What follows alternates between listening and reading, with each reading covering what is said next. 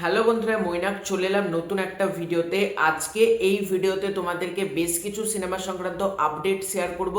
কাজে প্রথম থেকে শেষ পর্যন্ত ভিডিওটা দেখো। ভিডিওটা ভালো লাগলে লাইক করো, কমেন্ট করো এবং চ্যানেলে প্রথমবার হয়ে থাকলে চ্যানেলটাকে অতি অবশ্যই কিন্তু আগে সাবস্ক্রাইব করে দিও। সবার ফার্স্টে আমরা যদি প্রজাপতি টুতে আসি, তো প্রজাপতি টু এর অলরেডি কিন্তু টিজার এবং প্রথম গান মুক্তি পেয়ে গেছে। টিজারটা আমার বেশ ভালো লেগেছিল। প্রথম গানটা আমার ওকে ওকে ঠিকঠাক একটা গান লেগেছিল, আহামরি এক্সট্রা অর্ডিনারি কোনো গান প্রথম গানটা যেটা লাভ ইউ পাপা আমার মনে হয়নি। আমার গানটা ওকে ওকে একটা ডিসেন্ট গান মনে হয়েছিল।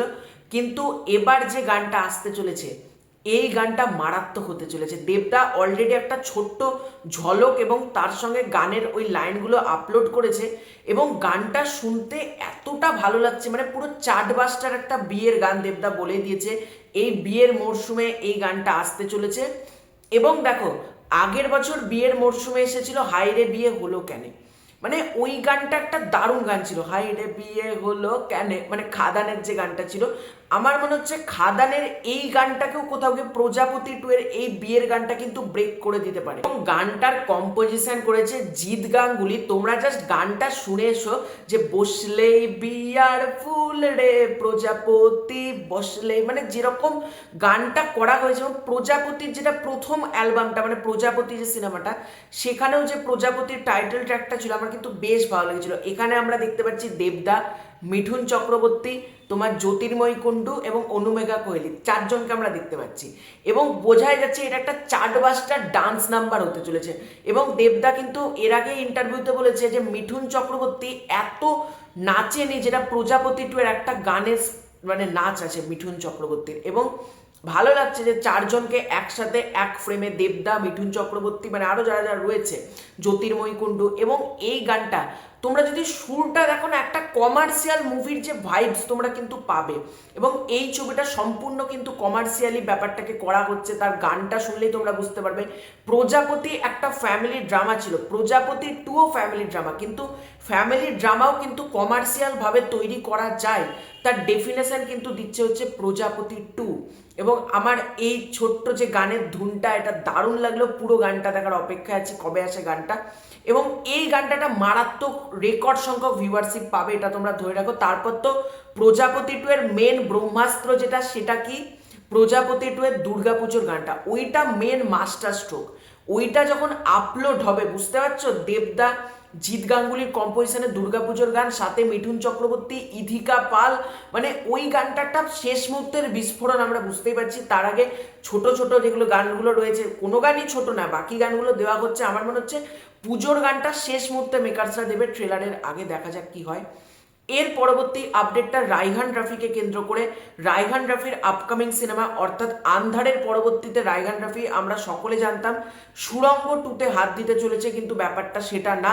সুড়ঙ্গ টু এর কাজ কিন্তু রায়হান রাফি এই মুহূর্তে স্টার্ট করছে না।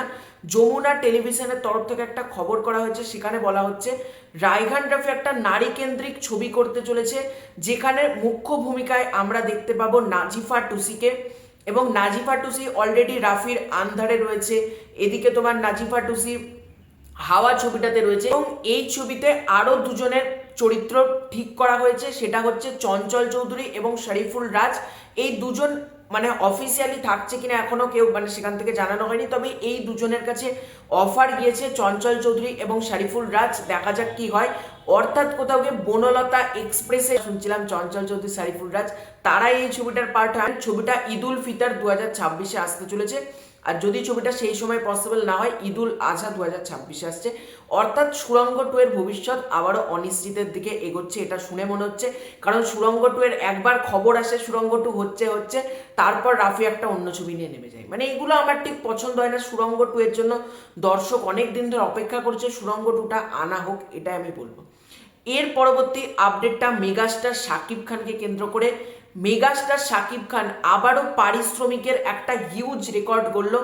হ্যাঁ, তোমরা ঠিকই শুনছো, মেগাস্টার শাকিব খান একটা টিভিসির জন্য, অর্থাৎ একটা বিজ্ঞাপনের জন্য 3.5 কোটি টাকা চার্জ করেছেন, যেটা হিউজ। মানে একটা বিজ্ঞাপনের জন্য 3.5 কোটি টাকা চার্জ করা মানে মানে এটা হিউজ অ্যামাউন্ট, মানে বাংলাতে এইরকম কারোর যে এত হাই ফিস, এটা মেগাস্টার শাকিব খান ছাড়া সম্ভবই না। তোমরা রিসেন্টলি জানো যে মিনিশোর যে একটা নতুন ব্রাঞ্চ ওপেন হলো, সেখানে megastar Shakib Khan record breaking পারিশ্রমিক নিয়েছেন। মেগাস্টার শাকিব খান যে সমস্ত অ্যাডে যুক্ত হবেন, তাহলে বুঝতে পারছো সেখানেও কতটা উনি পারিশ্রমিক নেবেন এবং নেবে নাই বা কেন। 3.5 কোটি টাকা যে দেওয়া হচ্ছে ওই অ্যাডটা শ্যুট করতে, এবং অনেকে ভাবে অ্যাড তো এমনি তৈরি, না, অ্যাড করতেও, অ্যাডটা ট্রিটমেন্ট করতেও একটা সময় লাগে, এবং এই অ্যাডটা নাকি দারুণ কিছু হতে চলেছে, এরকমই তো আপডেট উঠে আসছে। মানে নর্মাল যেরকম আমরা টিভিসি দেখি, মানে টিভিতে যেরকম আমরা বিজ্ঞাপন দেখি, তার থেকে নাকি বেটার এই অ্যাডটা হতে চলেছে, এবং এই অ্যাডটা কাইন্ড অফ একটা শর্ট ফিল্মের মতন ট্রিট করবে মেকার। তার জন্যই নাকি মেগাস্টার শাকিব খান এতটা পারিশ্রমিক চার্জ করেছেন। এবং সব থেকে ইন্টারেস্টিং ব্যাপার হলো এই অ্যাডটা কিসের জানো? শীতকালে যেরকম আমরা ঠোঁটে গ্লিসারিন লাগাই, যে মেরিল গ্লিসারিন, তার অ্যাড। এটার অ্যাড হতে চলেছে। দেখা যাক এই অ্যাডটা আমাদেরকে কতটা মজা দেয়, কতটা আমরা দেখে খুশি হই। খুব তাড়াতাড়ি অ্যাডটার শুটিং স্টার্ট হবে এবং তারপর মেগাস্টার শাকিব খান প্রিন্সে যুক্ত হবেন, মানে প্রিন্সের আগে এই টিভিসিটা শ্যুট করা হবে, টেলিভিশন বিজ্ঞাপনটা। দেখা যাক, এবং এটাকে কাইন্ড অফ কিন্তু শর্ট ফিল্মের মতন কিন্তু ট্রিট করা হবে। এবং এই ভিডিওর লাস্ট আপডেটটা হচ্ছে জিতটাকে কেন্দ্র করে সুপারস্টার জিতের আপকামিং সিনেমা কেউ বলে বিপ্লবী কেউ বলে ডাকাত, এই ছবিটাকে কেন্দ্র করে। এই ছবিটা তোমরা জানো অলরেডি কিন্তু শুটিং চলছে জোর কদমে। মজার ব্যাপার হচ্ছে জিদ্দা এইবার বেঙ্গল ট্যুর করতে চলেছে। হ্যাঁ, এরকমই কিন্তু আপডেট বিভিন্ন জায়গা থেকে বলা হচ্ছে। অর্থাৎ আমরা যেটা দুর্গাপুজোর ছবিগুলোর ক্ষেত্রে দেখলাম, রঘু ডাকাত বা রক্তবীজ 2 বা দেবী চৌধুরানী বা খাদান যে ছবিটা এসেছিল, সেগুলোর যেরকম একটা প্রপার বেঙ্গল ট্যুর করা হয়েছিল, ঠিক একইভাবে জিদ্দাও প্ল্যানিং করছে বেঙ্গল ট্যুর করার। এরকমই কিন্তু আপডেট বিভিন্ন জায়গা থেকে বলা হচ্ছে।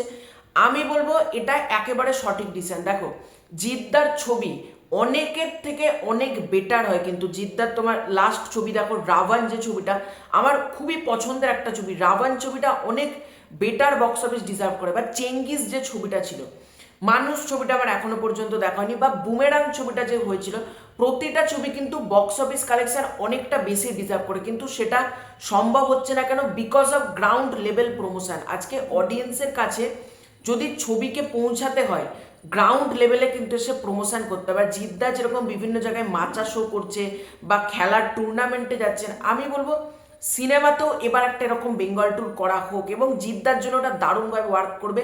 এবং জিদ্দার যারা ফ্যানেরা রয়েছে তাদের খালি একটাই ডিমান্ড, জিদ্দা প্রমোশন করুক। এবং জিদ্দা যদি প্রমোশন করে, জিদ্দার ছবি অনেক বেটার ওয়ার্ক করবে, অনেক বেটার। এবং কেউ বলে বিপ্লবী কেউ বলে ডাকাত, এই ছবিটার মাধ্যমে জিদ্দার হয়তো একটা হিউজ কামব্যাক হয়তো আমরা দেখতে পাবো, যদি জিদ্দা প্রপারলি, ছবিটা তো ভালো হতেই হবে, মানে ফার্স্ট অফ অল ছবি মারাত্মক হতে হবে, তারপর যেটা সেটা হলো প্রপার ওয়েতে মার্কেটিং, এবং এই মার্কেটিংটা খুব ভালোভাবে করতে হবে। তাহলেই কিন্তু কেউ বলে বিপ্লবী কেউ বলে ডাকাত এই ছবিটাকে আটকানো পসিবল না, এটা আমি মনে করি। দেখা যাক জিদ্দা বেঙ্গল ট্যুর করে নাকি। এবং আর একটা দিকেও নজর রাখতে হবে, জিদ্দার যেটা ফেসবুক পেজ রয়েছে, মানে জিৎ ফিল্ম ওয়ার্কস হোক বা গ্রাসরুট এন্টারটেনমেন্ট হোক বা জিদ্দার নিজের যে ফেসবুক পেজ হোক, সেখানে মুভির যেগুলো বিভিন্ন ক্লিপিংস, ওগুলো আস্তে আস্তে বন্ধ করে দিতে হবে।